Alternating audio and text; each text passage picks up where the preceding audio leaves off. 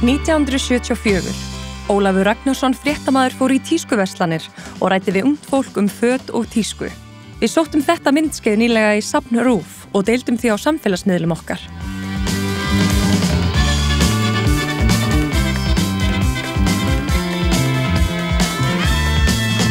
Margt hefur breyst á rúmum 50 árum. Þó ekki allt. Við saumum okkur flestar held ég. Pils. Ég teki eftir að það eru mjög margir sem klæðast fötum sem þeir sauma sjálfir. Hvaða típur einkenna framhaldsskólana? Eitthvað til í stereótypum síðustu ára og hafa þær breyst? Við fórum í MA, MH, MR, Versló og VFMA og ræddum við framhaldsskólanema 50 árum síðar til að sjá hvernig tísku og típur að finna þar. Myndirðu segja að það væri einhver sérstök típa eða eitthvað svona ákveð sem í tísku meðal nemenda hér? Nei, mér finnst það bara misjafnt. Eða þú veist, jú, það oft eitthvað sem í tísku en annars bara, mér finnst allir bara klæða sig og tjá sig á sinna einn hátt, þú veist. Já, tíska bara tjáning. Strákar mikið í einhverjum skyrtum og okkar hann bara eitthvað þægilegt og sem að líti samt vel út. Og svona vintage stemming, svona 90s kannski, finnst mér vera frekar áberandi. Sko, ég myndi segja að fyrir strákana þá þetta svona, það kallast eiginlega skandikor. Ég held sko svona 90% stelpum mæti í skóla í gallabuxum og pils yfir. Líka bara rosalega mikið að vera í fötum svona á vitlausan hátt einhvern veginn, þú veist, að vera í skilur ból árengunni eða þú veist, að nota síðarmaból og þú veist, binda í kringum hálsinn og einhvað, ég veit ekki hvað, svona vera, þú veist, að vera rosalega svona kreatív og þú veist, fara svona að hugsa út fyrir kassan. Það alveg sumir bara klæðast alltaf öllu svörtu og sumir bara alveg full on color, bara reppa, sko, það bara fer eftir persónunni. Flestir bara í venjulegum peysum, þægilegum buxum. Sumir svona emo eða eitthvað. Svona emo, skilur, og fyllt af því, þú veist, þau flest ekki emo en allt kalla emo nú til dags.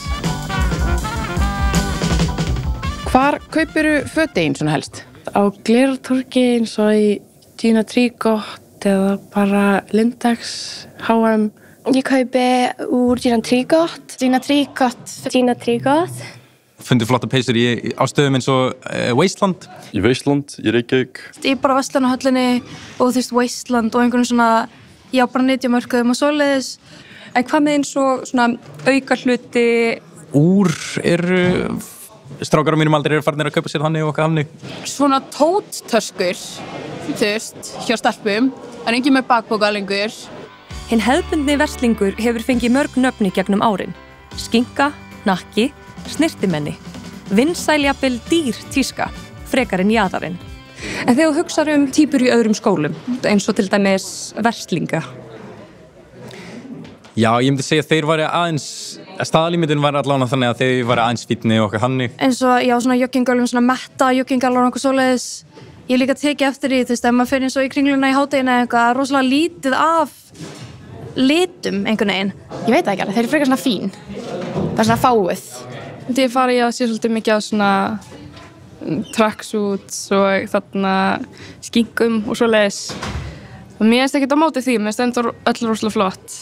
Og í elsta framhaldsskóla landsins, MR, virðist eitt orð hafa verið notað langoftast til að lýsa nemendum í gegnum öll þessi ár. Lopapeysur og svoleiðis. MR það fjölbreyttir hópur af fólki í MR, myndi ég segja, sko. Einmitt á undanförnum árum hefur þetta verið bara mjög fjölbreyttir hópur af fólki sem kemur í MR. Þegar var alltaf hann náttúrulega bara nördarnir komið í MR. Sko, það nú alltaf talað lopapeysuna þar, sko. Þetta svona, ég veit ekki. Það alltaf verið svona orðarómur að það sé ekkert mikið að vera að pæla í tískunni þar. Það kannski bara verslingunum að tala. Mér finnst MR-típan rosalega skemmtileg. Þau eru pínu svona, mér finnst alltaf pínu svona business, einhvern veginn. Þau eru alltaf svona pínu svona fín í tauginu, eitthvað, ég veit ekki. Ef marka má blaðagreinar síðustu áratuga, má gjarnan finna listamenn í MH.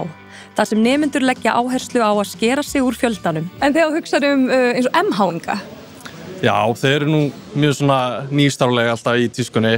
Blanda svona mörgum svona tískum saman, mætti segja. Eru svolítið, alltaf eiginlega svolítið fyrst í tískunni, mætti segja. Ég held að MH-típa sé mjög listræn og svona, ég held að sé bara algjörðu stemningsmenn. MH Já, það meira svona, ég myndi segja að það væri meira svona alternatíft dæmi þar í gangi. En skiptast mismunandi týpur á Akureyri í framhaldsskólana 2? Vaffumæðingurinn einhvern veginn öðruvísi klæddur? Ég myndi ekki segja það, nei. Hinn svona hefðbundni mæðingur, hvernig lítur hann út? Ég myndi segja bara Adidas-buxur, gallabuxur, einhver flott peysa eða bolur. Ég sé hann bara alveg eins, sko. Engin munur? Nei, það engin munur. Og hvernig myndur þú segja hinn hefðbundni vaffumannemi væri útlítandi? Já, hann var örugglega í joggingbuxum, einhver svona bara venjulega íþrótta eða svona stígaskum, svona sketsurs eða eitthvað þannig. En ef við horfum hérna í skólan hinum megin, eru M-mæðingarnir eitthvað afgerandi týpur? Ég svo sem veit ekkert hvernig M-mæðingarnir eru, þannig bara þeim sem ég þekkir bara svipaður okkur hér, sko. Á okkar hérna í skólanum, það held ég ekki mikið að fara eftir tísku. Nei. Það bara hagstæðast kaupin.